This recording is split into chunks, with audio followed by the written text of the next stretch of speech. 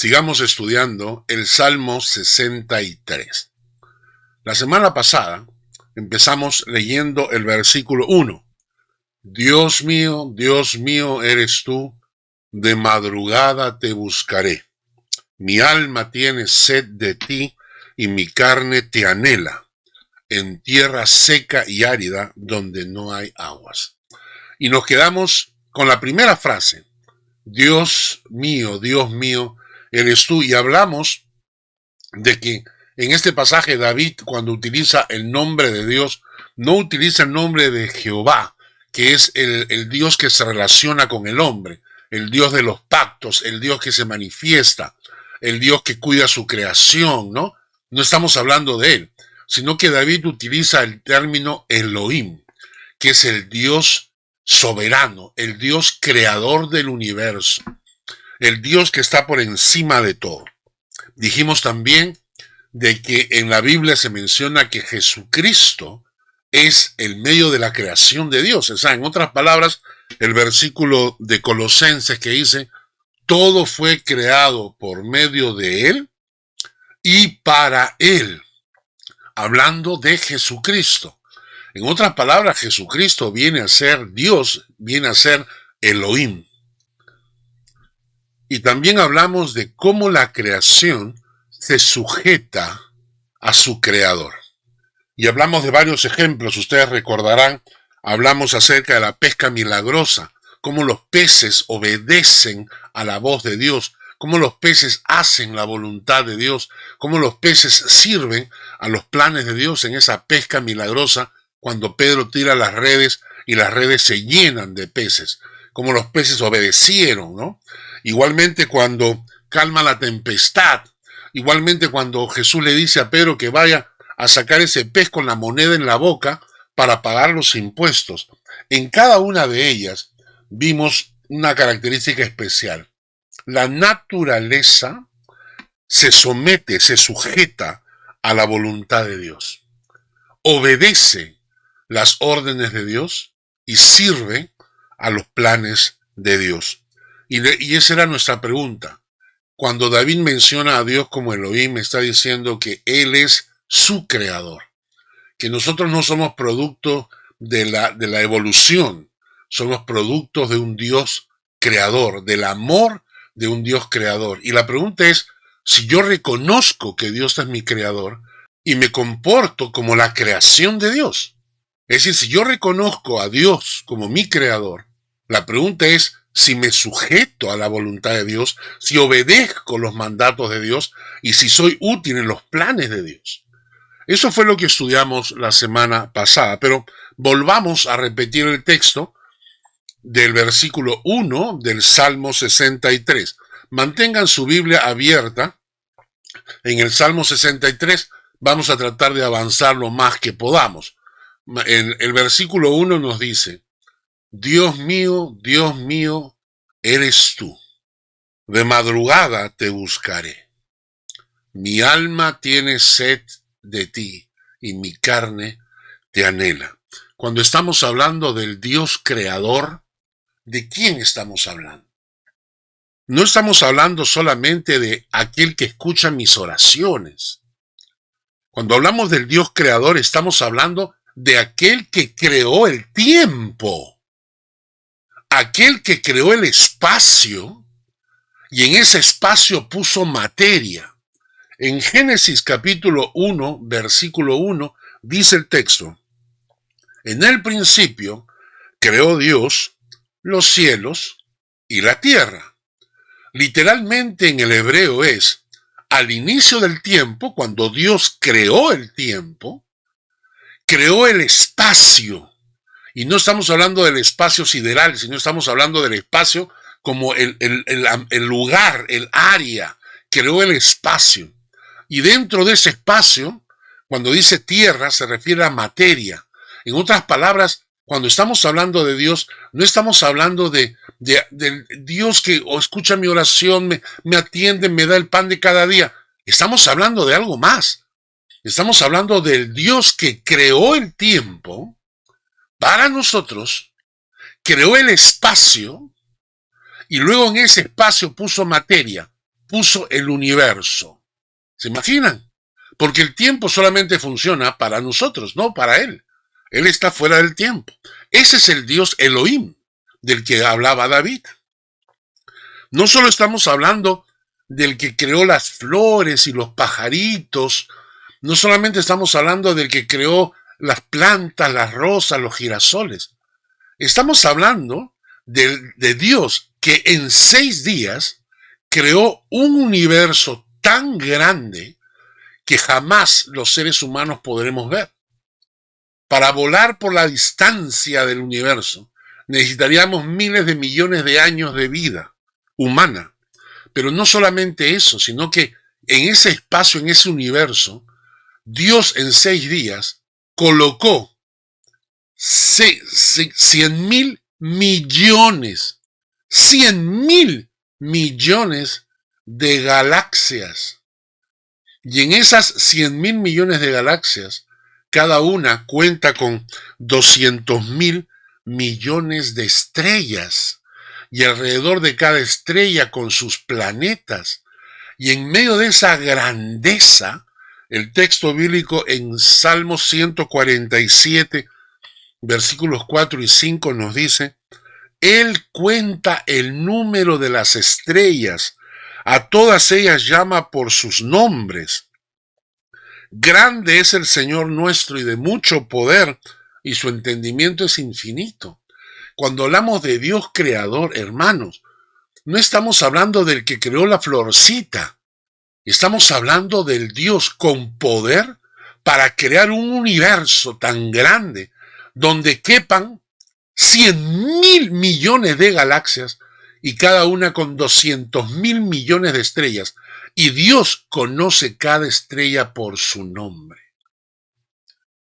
¿Pueden ustedes percibir? El cerebro nuestro puede percibir la grandeza de ese Dios. Y es más, para que vean ustedes el poder que Dios tiene, ni siquiera tuvo que hacerlo, solo tuvo que ordenarlo.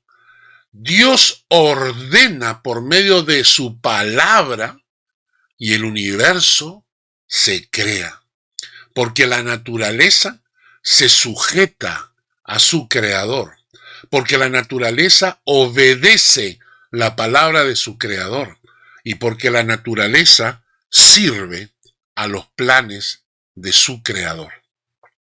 Así que cuando uno de nosotros diga, Dios es mi creador, tienes que preguntarte si tú eres naturaleza de Dios creada y por lo tanto estás dispuesto a sujetarte, a obedecer, a servir a sus planes. Lo maravilloso de todo esto es el texto que les voy a leer a continuación, el Salmo 8, versículos 3 y 4. El Salmo 8, versículos 3 y 4, hace una pregunta que yo también me la hago. Dice así: Cuando veo tus cielos, obra de tus dedos, la luna y las estrellas que tú formaste, digo, ¿qué es el hombre para que tengas de él memoria? ¿Y el Hijo del Hombre para que lo visites? Voy a repetir el texto. Cuando veo tus cielos y la obra de tus dedos, la luna y las estrellas que tú formaste, me pregunto, ¿quién es el hombre para que tengas de él memoria? ¿Quién es el hombre para que lo visites? Aquí la palabra visitar significa como cuando alguien visita un familiar enfermo, como cuando alguien quiere averiguar sobre el bienestar de alguien y vas y lo visitas. Cuando te ocupas de la situación de una persona, quieres saber cómo le está yendo, entonces vas a visitarlo.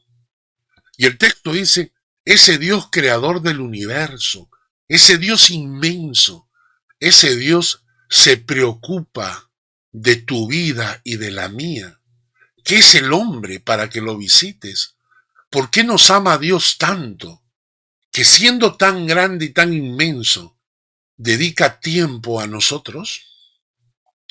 Dios no podía haberse creado con el universo. ¿Qué tenemos que ver nosotros que somos insignificantes? Sin embargo, el amor de Dios es tan grande que se preocupa por nosotros, tiene memoria acerca de nosotros, nos visita, nos viene a ver, quiere saber cómo estamos. Ese es el Dios de la Biblia. Ese es el Dios del universo, que se da tiempo y el cuidado para preocuparse y saber sobre nosotros, saber cómo nos va. Y entonces, cuando en nuestra cabeza entendemos esto, cuando comprendemos que ese Dios inmensamente poderoso y soberano se preocupa de mi vida, la pregunta es, ¿cómo reaccionas tú ante él? Y David lo escribe así: Elohim, el Dios creador, Dios mío eres tú. Por lo tanto, de madrugada te buscaré. En el hebreo no aparece exactamente la palabra madrugada. Lo que aparece en el hebreo es la palabra te buscaré con intensidad. Te buscaré con pasión desde el amanecer. Te buscaré desde que empieza el día. Voy a buscarte, Señor. Porque necesito conocer a ese Dios creador.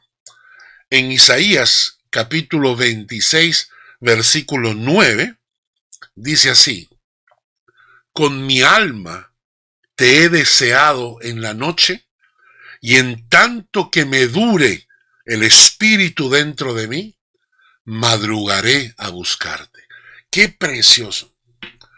En tanto que dure el espíritu en mí, en tanto que siga vivo, en tanto que pueda levantarme a respirar, ¿qué haré? Madrugaré a buscarte. ¿Por qué? ¿Por qué se traduce esta necesidad de buscar a Dios con pasión con esa palabra de madrugada te buscaré? Porque de esto explica, esa frase explica buscar a Dios antes que nada, que a nadie. Antes que veas tus correos electrónicos, o antes que veas tu WhatsApp, o antes que hables con tu esposa, o antes que te levantes a preparar el desayuno, Dios es primero. Y entonces, de madrugada te buscaré, porque Dios es para ti lo más importante, más que nada ni nadie. Y define la prioridad y el lugar que Dios ocupa en tu vida. ¿Entendemos? Cuando vamos de viaje, ¿no? Si nos vamos de viaje y tenemos que ir al aeropuerto, nos levantamos. Nos levantamos. ¿Por qué? Porque queremos irnos de viaje, queremos irnos de vacaciones, ¿no? Entonces, mi abuela, por ejemplo, cuando yo era joven, mi abuela se levantaba, mi abuela me quería mucho, y yo era su único nieto varón que vivía en la casa, y entonces mi abuela me cuidaba, me engreía muchísimo. Y entonces cuando yo me levantaba para ir a la universidad, o para irme de un paseo, o para irme a donde sea, si yo me levantaba a las 2, 3, 4, 5 de la mañana, no importa, ella se levantaba más temprano para prepararle el desayuno a su nieto. Esto es, de madrugada te buscaré, significa que Dios es para ti tan importante que está dispuesto a prepararte antes del alba, porque Dios ocupa un lugar primordial en tu vida. Y si tengo que hacer tanto en el día, entonces debo ser capaz de sacrificar un poco de mi sueño para encontrarme con mi Dios. Ahora, yo sé que esto no es fácil lo que estoy diciendo, porque para muchas personas el sueño es la primera batalla del día, levantarse de la cama. Pero conviértelo en eso, conviértelo en tu gran batalla con Dios. Róbale un tiempo a tu sueño y dáselo a tu Creador. Y entonces cuando nos despertamos, yo me pregunto, ¿no lo hacemos cuando estamos enamorados? Si estamos enamorados y ella vive en otro país y tienes que levantarte de madrugada, lo haces para hablar con él, ¿no es cierto? Cuando salimos de viaje, ya lo he mencionado, y tienes que tomar un avión de madrugada, te levantas y lo haces. ¿no lo haremos por el creador del universo? Naturalmente que aquí se va a probar tu fidelidad, porque la mayoría de personas lo harán unas cuantas veces esta semana que viene, siguiendo la enseñanza de esta prédica, pero después volvemos a lo mismo. Y decimos, no, lo voy a hacer en la noche. No, pero no, en la noche estoy demasiado cansado. Lo voy a hacer en la tarde. No, porque en la tarde estás muy ocupado. Martín Lutero decía, tengo tanto que hacer en el día que solo me queda levantarme 3 horas antes del amanecer para dedicarlos a Dios en oración. De madrugada te buscaré significa que buscas a Dios antes que a nadie.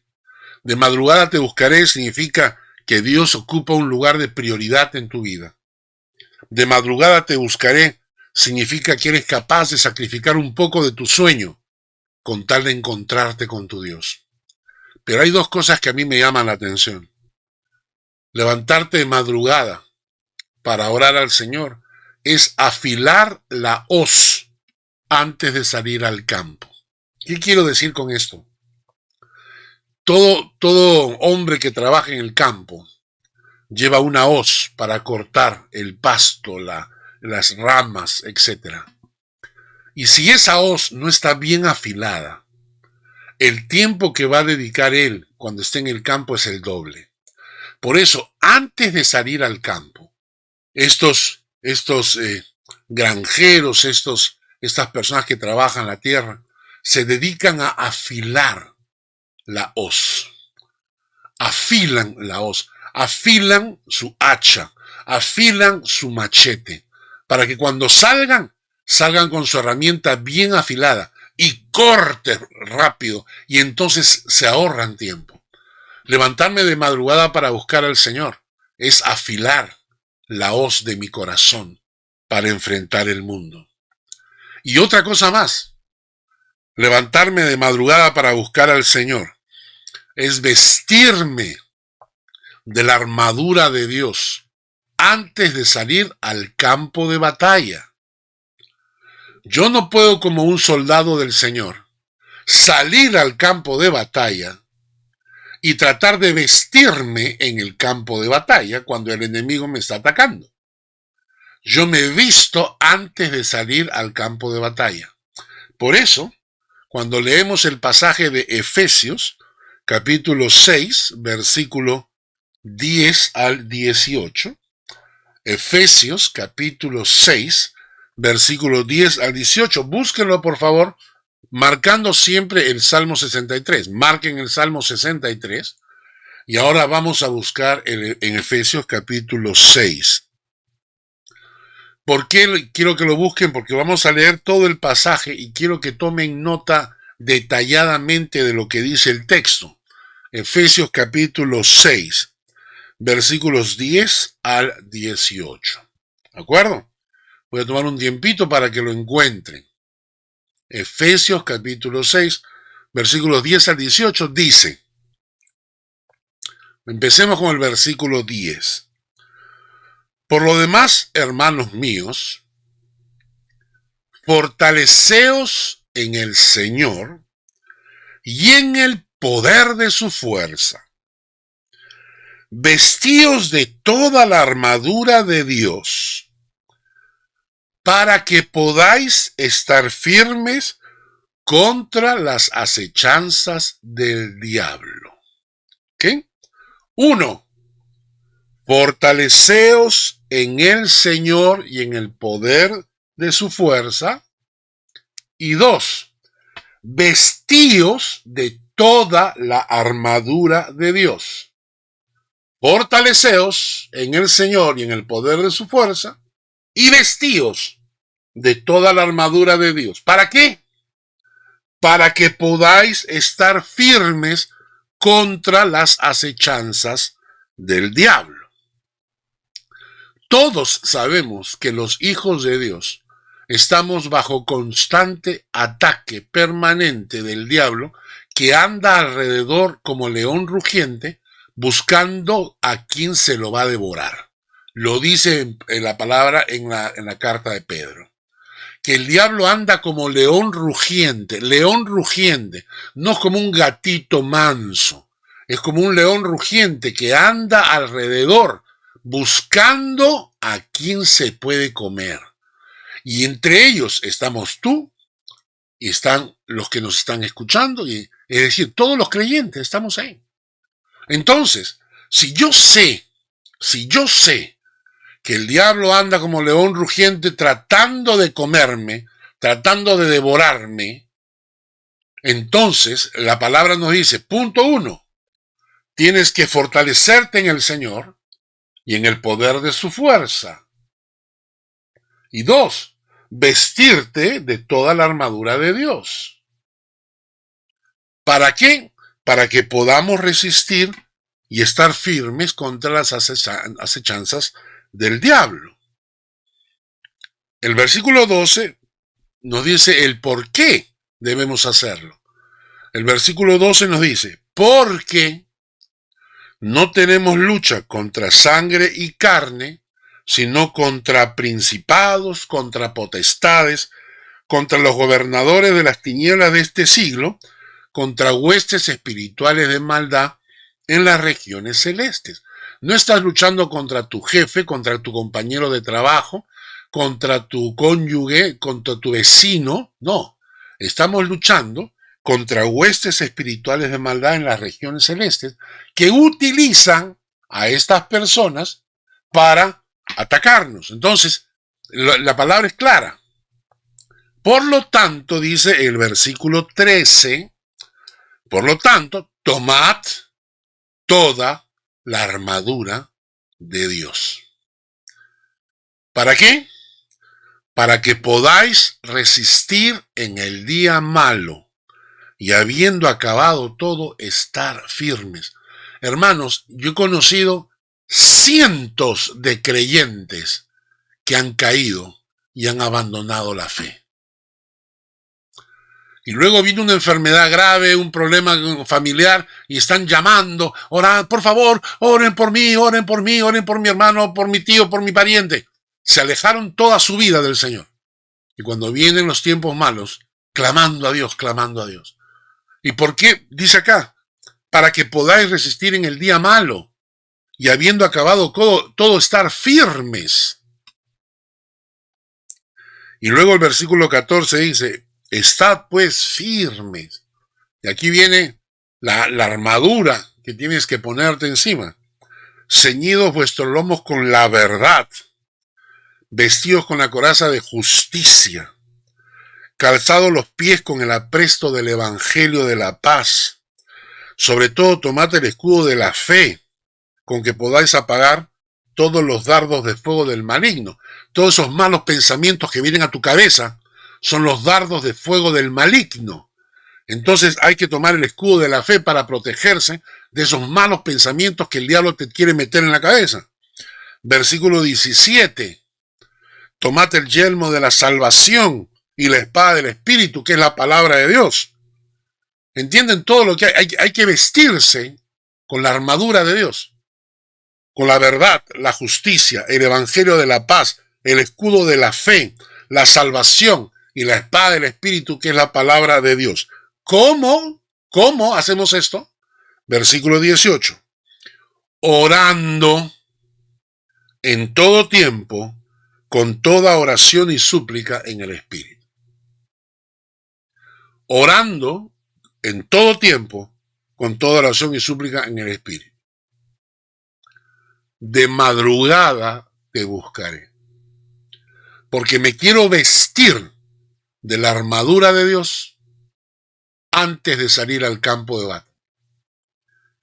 Y dice el versículo 18, orando en todo tiempo con toda oración y súplica en el Espíritu, y velando en ello con toda perseverancia y súplica por todos los santos. Claro, hay que velar en eso, porque cada vez que tú te levantes de madrugada, eso te va a durar una semana. Pero hay que velar y hay que perseverar en buscar al Señor desde temprano en la mañana. No lo dejes para más tarde, desde temprano en la mañana. Y lo vuelvo a repetir, ¿qué soldado se viste en el campo de batalla. No, hay que vestirse antes. ¿A qué hora debo vestirme de la armadura de Dios? Si sé que el diablo me va a estar rondando para ver cómo puede hacerme caer. Pues temprano de madrugada te buscaré. Pero quiero hacerles una pregunta. Si tus hijos se van a despertar, van a levantarse temprano, van a tomar su desayuno y se van a ir a la escuela, o se van a ir a la universidad, o se han casado y ya tienen sus propios hogares, y tú sabes que el diablo se los quiere devorar, ¿ya? Y tú sabes que el diablo se los quiere devorar. Pregunto, ¿te levantarías de madrugada para defenderlos y orar por ellos? Dios mío, eres tú. De madrugada te buscan. El texto continúa y dice, mi alma tiene sed de ti y mi carne te anhela. En tierra seca y árida, donde no hay aguas. Cuando tú estás en esa comunión con Dios, tu alma tiene una necesidad de Dios. Hay una cosa muy triste en las iglesias, es cuando el pastor se da cuenta que sus creyentes en la iglesia no tienen esa necesidad. Y entonces busca por todos los medios de presionar a los creyentes. Pero esto de acá no se produce a la fuerza, es decir, tú puedes pujar todo lo que quieras, pero si no tienes sed, no tienes sed. Porque esta sed se produce solo cuando tienes comunión con Dios. Yo a veces me levanto a medianoche y yo duermo con una botella de agua a mi costado, porque me levanto con la garganta tan seca que no puedo seguir durmiendo. Entonces tengo que tomar agua para poder seguir durmiendo. Esa es la expresión que dice este pasaje, que mi alma tiene tanta sed de Dios que necesita tomar de Dios para poder seguir viviendo. Mi alma tiene sed de Dios. Hay un texto bíblico en el Salmo 42 que nos dice, como el ciervo brama por las corrientes de las aguas, así clama por ti, oh Dios, el alma mía. Mi alma tiene sed de Dios, del Dios vivo. ¿Cuándo vendré y me presentaré delante de Dios? Porque, ¿sabes qué? Esto es una manera de evaluar tu comunión con Dios. ¿Cómo estás? Es verdad. Si tú quieres saber en este momento cómo está tu relación con Dios, pregúntate si tu alma tiene sed de Dios. Porque si tu alma tiene sed de Dios, entonces te vas a levantar en la noche para ir a tomar agua. En otras palabras, si tienes sed de Dios, no te importa el tiempo que necesites para llegar a la iglesia con tal de escuchar la palabra de Dios. Si tienes sed de Dios, no te importa si el miércoles a la noche tienes otras cosas que hacer, porque tú le vas a dedicar tiempo para alimentarte de la palabra de Dios. Si tienes sed de Dios, te vas a levantar de madrugada para buscar al Señor. Así que esta frase es una manera de evaluar mi vida. Yo no puedo fingir la sed. No puedo fingir la sed. Solamente me permite evaluar si es que tengo sed de Dios o no. Y el texto del Salmo 42 te da la clave. ¿Cómo tener sed de Dios? La última frase dice, ¿cuándo vendré y me presentaré delante de Dios? ¿Cuándo vendremos y rendiremos nuestras vidas en las manos de Dios? Esa es la pregunta. ¿Cuándo vendremos y rendiremos nuestras vidas a los pies del Señor? Porque entonces tu alma, cuando tiene un encuentro personal con su Creador, comienza a sentir esa sed espiritual. ¿Tienes sed de Dios? Si no es así, busca al Señor. Búscalo hasta que lo encuentres. Y el pasaje no solamente habla de tu alma, también habla de tu cuerpo. Dice, mi carne te anhela. mi carne te anhela. Me encanta este término, anhelar, porque significa mi carne te extraña. Mi carne siente un vacío cuando tú no estás a mi lado. Mi carne te añora. Y este pasaje es lindo porque mi esposa y yo estamos en esta época del coronavirus haciendo home office. Entonces tengo a mi esposa a mi lado todo el tiempo. Y nosotros disfrutamos mucho nuestro tiempo juntos. Y entonces, a veces cuando ella tiene que volver a la empresa para trabajar por alguna razón y no está en la casa, yo siento un vacío. Cuando ella se va de viaje por alguna razón y yo no puedo estar allá, siento un vacío. Mi carne la extraña. Y entonces cuando este pasaje dice mi carne te anhela, mi carne te extraña, Señor. Mi carne siente un vacío cuando tú no estás. Qué fuerte, ¿no? Qué manera tan preciosa de evaluar nuestra fe y mostrarnos con tanto cariño cuando nuestra fe no está andando correctamente. Solamente preguntando, ¿anhela mi carne? ¿Extraña mi carne a mi Dios? ¿Lo extraño? ¿Me siento un vacío cuando no estoy con el Señor cerca?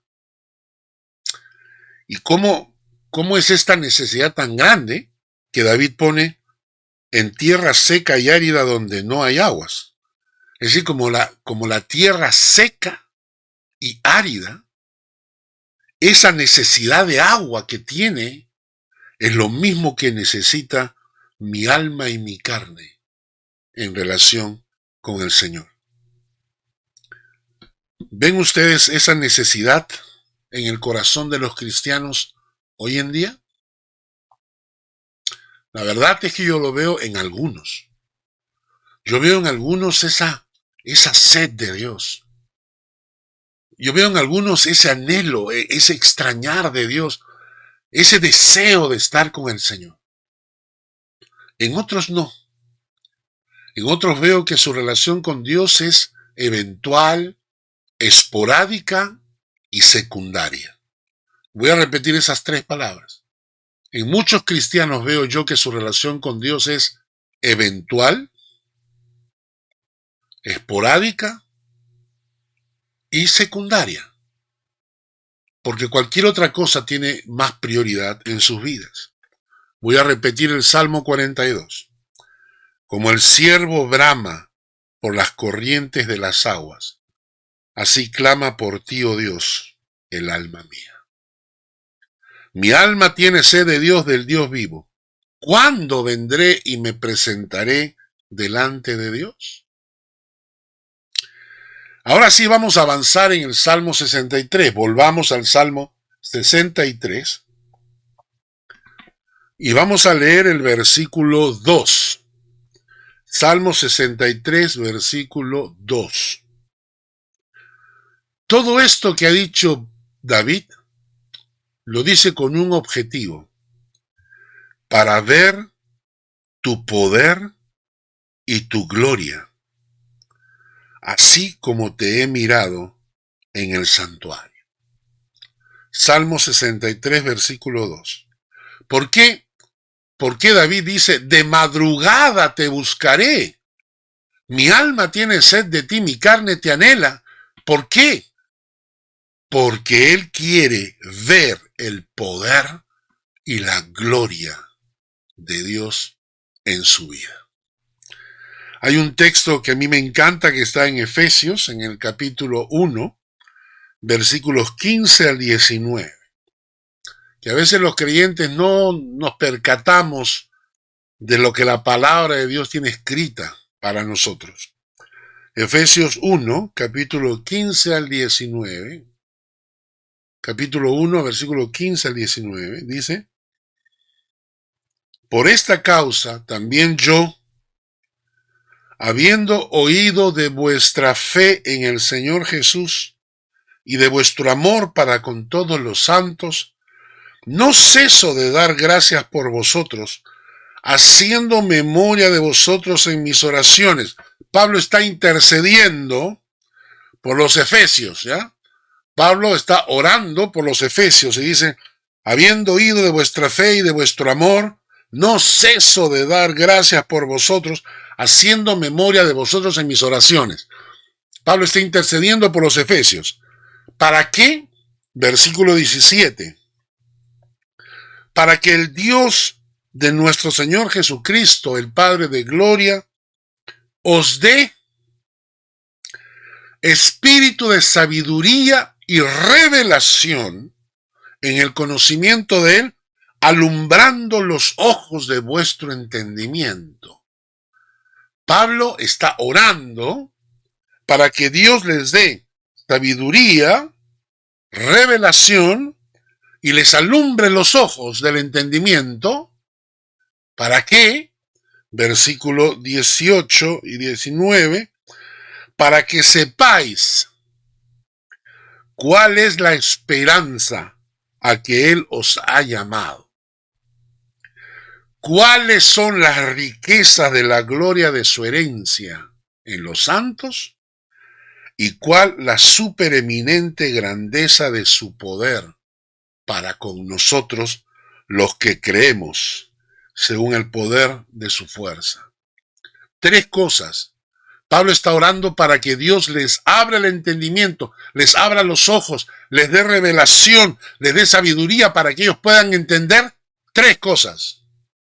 La esperanza eterna que tenemos en Dios, la herencia que nos corresponde como hijos de Dios y la supereminente grandeza de su poder para con nosotros, los que creemos. Y como nosotros no entendemos la grandeza del poder de Dios, es que oramos pidiendo tan cositas pequeñitas, simples, sencillas, porque no imaginamos el poder que Dios tiene. Si entendiéramos el poder que Dios tiene, nuestras oraciones quizás serían diferentes. Estamos acostumbrados a vivir una vida cristiana simple, sencilla, sin sobresaltos. Pero no pensamos en la supereminente grandeza de su poder. Y entonces David en el Salmo 63, volviendo al Salmo 63, el versículo 2, dice que él está buscando a Dios de madrugada porque él quiere ver ese poder de Dios. Y ese poder acompañado de la gloria de Dios. Hermanos, yo sé lo que significa cuando vemos la gloria de Dios obrando en nuestras vidas. Hermanos, las ventanas de los cielos se abren. Las puertas de los cielos se abren. Como Esteban, comienzas a mirar hacia el cielo y ves ángeles que suben y bajan. La gloria de Dios hace que una iglesia crezca. La gloria de Dios hace que una familia sobreviva a tantos divorcios. La gloria de Dios hace que tus hijos sean grandes delante de Dios.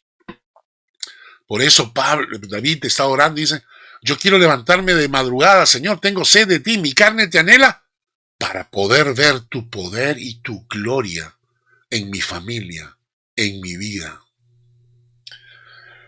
Continuamos con el Salmo, versículo 63, versículo 3. Mejor es tu misericordia que la vida. Mejor es tu misericordia que la vida. Yo me pregunto a veces si es mejor vivir la vida sin Dios a vivir la vida bajo la misericordia de Dios. Tengo amigos que la están pasando mal. Amigos que por alguna razón han llegado a cierta edad donde viene la jubilación, pero no tienen pensión, no tienen ingresos, están viviendo básicamente de la ayuda de otros amigos. Y yo me levanto todos los días y oro por ellos, y no le digo al Señor, Señor, darles vida. Oro por ellos y les digo, Señor, ten misericordia de ellos, porque mejor es tu misericordia que la vida misma. Cuando oro por mis hijos, yo sé, mis hijos tienen sus propias vidas ahora, cada uno de ellos está trabajando, desarrollando su futuro, Yo sé que ellos están experimentando la vida, pero en esa vida hay peligros. En esa vida hay codicias, envidias de gente que los rodea. Hay gente mala que está a su lado, a veces ellos no se dan cuenta. Y entonces solo por ellos, pidiendo vida para mis hijos, no. Pido para ellos misericordia, porque mejor es la misericordia que la vida. Orar por las personas, por la familia, por las personas que están en necesidad. En lugar de estar orando, Señor, darles vida, dale vida. No. Señor, tu misericordia hacia ellos, hacia nosotros, porque necesitamos que nos cuides, queremos guarecernos bajo tus alas, queremos vivir todo el día cubiertos por la misericordia de Dios, porque eso significa que si cometo un error, si me equivoco, la misericordia de Dios me acompaña, no el juicio, no el castigo, sino la misericordia de Dios. Por eso mejor es la misericordia de Dios que la vida misma. Tenemos que ir avanzando porque si no, no vamos a terminar. Salmo 63, versículos 3 y 4 dice: mis labios te alabarán. Así te bendeciré en mi vida, en tu nombre alzaré mis manos. Esas tres palabritas, estas tres frases me llaman la atención. Mis labios te alabarán. No dice solamente mi corazón te alabará, sino mis labios. ¿Por qué? Porque hay que alabar a Dios en voz alta. Hay que alabar a Dios usando nuestros labios. No te calles, no tengas vergüenza. Si vas a alabar a Dios, que la gente te escuche alabar. Claro, con cuidado, no vayas a hacer líos o escándalos, ¿no? Pero que tus labios expresen ese agradecimiento y esas gracias que le das al Señor por medio de la alabanza. Hace un tiempo atrás hemos tenido un estudio bíblico sobre el poder de la alabanza. Búsquenlo en internet, ahí está. El poder de la alabanza. Cómo las puertas de los cielos y las ventanas de los cielos se abren cuando Dios escucha la alabanza de su pueblo. La alabanza de Dios remueve montañas. La alabanza de Dios te saca de hoyos. La alabanza a Dios hace que los ángeles del Señor estén a tu lado, a tu costado, obrando a tu favor. El poder de la alabanza. Dice, mis labios te alabarán y así te bendeciré en mi vida. Y lo que me llamó la atención, porque bendición significa hablar bien de alguien, ¿no? Entonces yo dije, bendecir a Dios, entonces vamos a hablar bien del Señor. Pero cuando fui al hebreo, la palabra que aparece acá, bendecir, ¿saben cuál es? Arrodillarse, hincarse de rodillas para adorar. Esa es la palabra que aparece acá, que aparentemente es una mala traducción del español. No dice bendeciré por te bendigo Señor, sino me arrodillaré para adorarte. Hay un salmo, el Salmo 95, versículos 6 y 7, que dice, venid, adoremos y postrémonos. Adoremos y postrémonos. Arrodillémonos delante de Jehová nuestro Hacedor, porque Él es nuestro Dios. Nosotros el pueblo de su prado y oveja de su mano, si oyereis hoy su voz. Venid, adoremos y postrémonos, arrodillémonos delante de Jehová. Y esta es la palabra. Entonces David dice, voy a ver el poder de Dios, voy a ver la gloria de Dios, voy a ver su misericordia, porque mejor es su misericordia que la vida. Y por esa razón, le alabaré con mis labios, me arrodillaré para adorarlo. Y luego dice, en tu nombre alzaré mis manos. Salmo 63, 3. En tu nombre alzaré mis manos.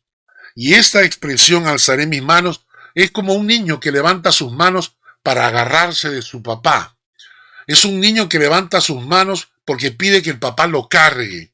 Levantar las manos es buscar la presencia de Dios corporalmente, con tu cuerpo. Levantar las manos significa invocar la presencia de Dios. Por eso, en Éxodo capítulo 17, no lo busquen por falta de tiempo, pero lo pongo en la pantalla para los que quieran apuntar. Ahí estaba Moisés y Josué estaba en el campo de batalla luchando contra Amalek. Josué estaba en la batalla, pero Moisés estaba arriba con Aarón y Hur.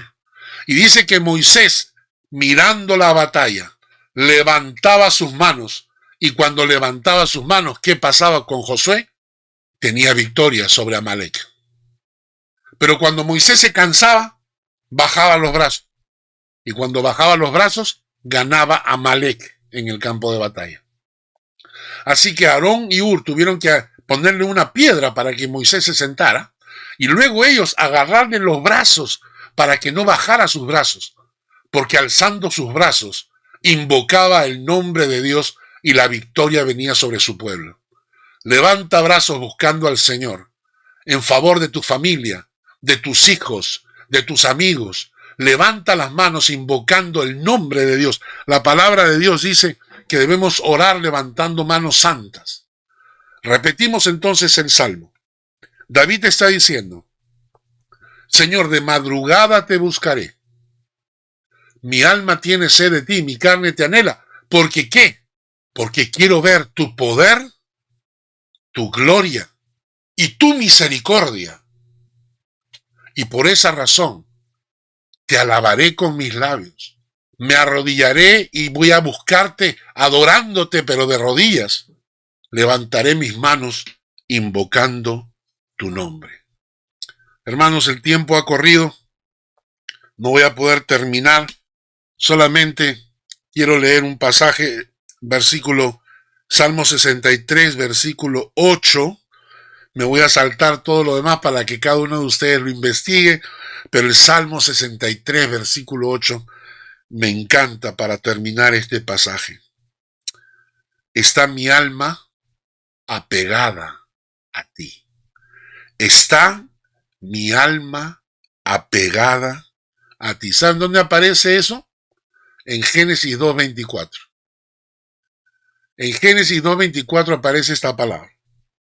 Por tanto, dejará el hombre a su padre y a su madre, y se pegará y se unirá a su mujer. Se pegará a su mujer. Y serán una sola carne. El matrimonio es eso. El matrimonio es pegarse. Por eso que todos los divorcios causan tanto daño, porque cuando te pegas, como pegas dos maderas, si pegas dos maderas con cola o con cualquier pegamento y luego las tratas de separar, se producen astillas, se rompen. Eso es lo que pasa en un matrimonio cuando se separa, se rompen. La Biblia dice que debemos estar con nuestra alma apegada al Señor, casados con el Señor, unidos al Señor para siempre, porque esa es el alma que Dios busca. Para terminar, por los últimos versículos 9 al 10, Salmo 63. Pero los que para destrucción buscaron mi alma caerán en los sitios bajos de la tierra. Los destruirán a filo de espada, serán porción de los chacales, pero el rey se alegrará en Dios. Será alabado cualquiera que jura por él, porque la boca de los que hablan mentiras será cerrada. Y David está diciendo: yo buscaré al Señor de madrugada, porque quiero ver su poder, su gloria y su misericordia. El Señor estará conmigo, yo voy a alabarlo, voy a arrodillarme, voy a adorarlo, voy a levantar mis manos y voy a pegarme a Él, voy a pegarme a Él. Y entonces los que busquen mi mal recibirán el pago directamente de Dios. Estos que buscan el mal de los hijos de Dios recibirán de Dios mismo su castigo. Pero cuidado con esto. ¿Quiénes son los que son protegidos por el Señor? Son los que están bajo las alas del Omnipotente. Los que viven cubierto bajo las alas del Omnipotente. Si nos alejamos del Señor y nos vamos fuera de la protección del Señor, cualquier cosa nos podría ocurrir fuera de la protección del Señor. Pero mantenerse bajo las alas del Omnipotente, eso es lo que hace que el Señor se encargue de tus enemigos. Hermanos, alaben al Señor con sus labios, arrodíllense, póstrense delante de Dios, levanten sus manos cada mañana de madrugada buscando el rostro de Dios. Que Dios les bendiga.